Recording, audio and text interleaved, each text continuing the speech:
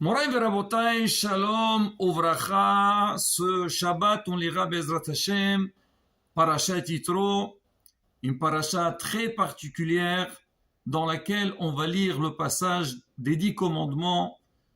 La Torah décrit l'ambiance, comment Akadosh Baruch Hu, il s'est apparu sur le mont Sinaï et le peuple d'Israël, il a mérité de recevoir la Torah. Alors maintenant, parmi les questions qu'on pose sur cette paracha, c'est le titre de la paracha. Comment s'appelle la paracha? Elle s'appelle Yitro. On sait c'est qui Yitro. C'est vrai, c'est le beau-père de Moshe Rabbeinu. Mais par ailleurs, on sait que Yitro, à la base, c'était un prêtre. Il n'était pas juif. Alors, c'est quoi le mérite qu'il a eu Yitro pour que cette paracha, aussi importante, elle a été appelée, nommée avec son nom. Rabotai, donc ça je donne beaucoup de réponses, mais on va donner une réponse qui est très importante, même pour nous, pour la vie, et ça peut nous aider aussi à travers la paracha de la semaine. Am Israël, quand il a reçu la Torah, donc quelque part, c'est un nouveau élan qu'il a pris sur lui. Et nous aussi, on dit toujours, Ma'aseh Avot Siman Labanim, c'est que ce Shabbat, quand on va lire donc le passage des 10 commandements, bien sûr, toute la Torah est pareille, mais on doit aussi nous sentir comme le Mahamad Har Sinaï, ils ont reçu la Torah avec une grande ferveur, et ils se sont engagés pour l'appliquer, pour la pratiquer, et nous aussi, on doit faire pareil. Alors on dit en fait, pourquoi on l'a appelé au nom de Yitro, pour dire au monde entier que regardez Yitro, c'était quelqu'un qui était complètement loin, vraiment il connaissait même pas Kadosh Baruch Hu. Il a suffi que Yitro il s'est intéressé à ce qui s'est passé autour de lui, comme la Torah dit Waishma Yitro Mashimua Rashidi Mashimua Shama Ova. Qu'est-ce qu'il a entendu? Il a entendu la coupure de la mer Rouge et la guerre avec Amalek. On dit qu'il n'y a que lui qui a entendu, tout le monde a entendu. Mais la différence entre Yitro et les autres, c'est que Yitro, alors il a entendu et il est venu, il s'est intéressé pour savoir c'est quoi la grandeur d'Akadosh Baruch Hu et il s'est converti. C'est pas seulement qu'il s'est converti, il est monté à un niveau très très élevé. Alors on dit c'est pareil aussi. L'homme il doit savoir, même si des fois il arrive à des stades qui sont bas ou une situation un peu de désespoir, il ne doit pas du tout se désespérer. Il doit se dire tout est possible. On peut arriver, on peut avancer au point qu'on devient donc quelqu'un de très important. Yitro, il est arrivé, donc déjà, bon, c'était le beau-père de Moshe Rabbeinu, mais c'est pas seulement ça. La Torah, la paracha qui parle des 10 commandements, elle a été nommée en son nom. Et de qui il a appris ça, Yitro? Yitro, il a appris ça de Am Israël. Am Israël, quand ils étaient en Égypte, ils sont arrivés au 49e degré d'impureté. Même qui aurait pensé une seconde que Am Israël, ils vont s'en sortir ou ils vont changer de l'état où ils étaient? Mais on voit, non, avec une volonté, avec une prise de conscience, ils ont changé, ils sont sortis d'Égypte, ils sont montés de niveau jusqu'au moment de Mahamad al-Sinaï, quand ils ont reçu la Torah, c'est marqué quand Amsa est arrivé au niveau des anges, comme des malachim. Ani amarti elomaten, uvni elyon kolechem. Et ça, Rabotai, c'est aussi un message pour nous. C'est que c'est vrai au niveau de la Teshuvah. Donc c'est un message qui est très important qu'un Ben Israël, même si Hazve Shalom, il a fauté, il a trébuché, il n'était pas dans la bonne voie, alors il suffit d'avoir, comme on dit, une prise de conscience, s'intéresser, apprendre, connaître, et Bezat Hashem, toutes les portes s'ouvrent vers lui et on peut arriver. Ça, c'est une des réponses qu'on a données. Mais Rabotai, on peut aussi donner un message important sur cette paracha et par rapport à Yitro. On sait que Yitro, Rashi dit au début de la paracha, il avait beaucoup de noms. Alors parmi les noms qu'il avait, on dit il s'appelait Yeter. Alors on dit, c'est quoi Yeter? Rajouter. Lui, il a rajouté un passage dans la paracha de la semaine, quand il a vu Moshe Rabbeinu, comment il s'occupait du peuple d'Israël.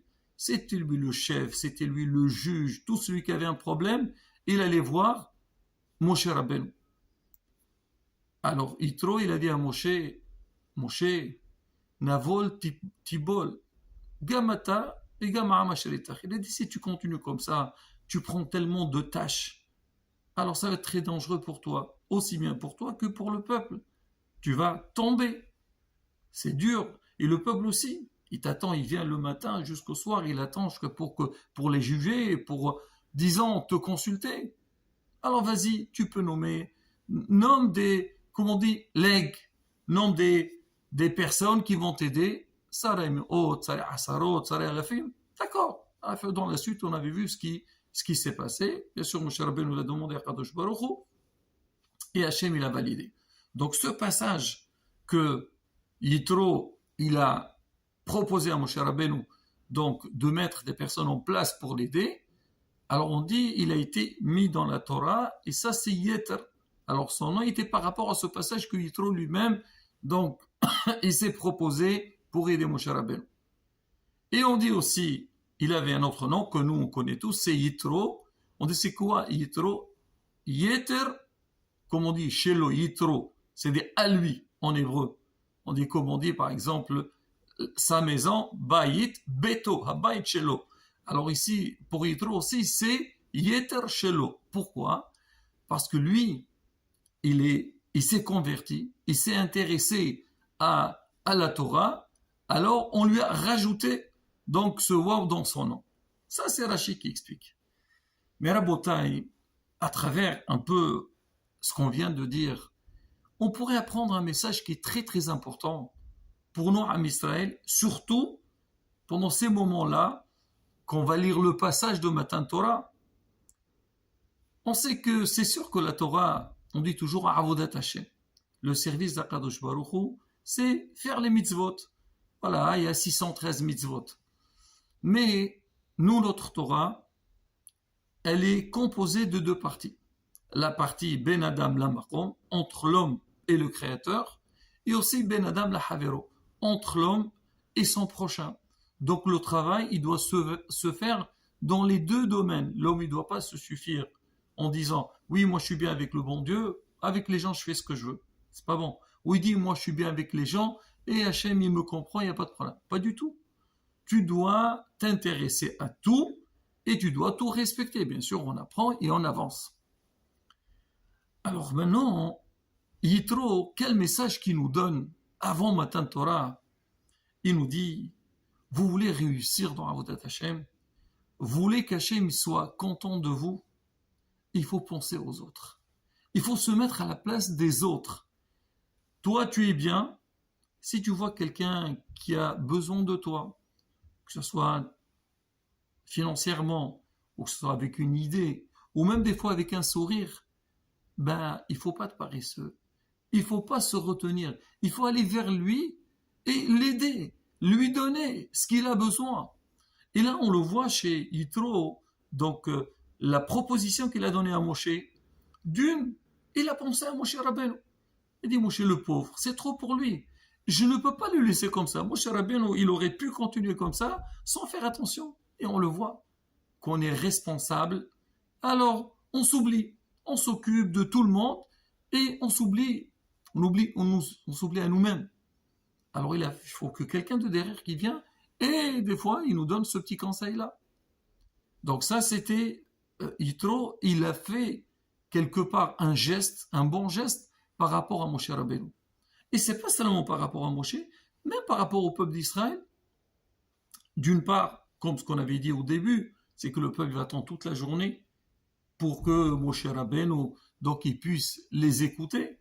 Et donc, c'est pas du tout évident, c'est difficile.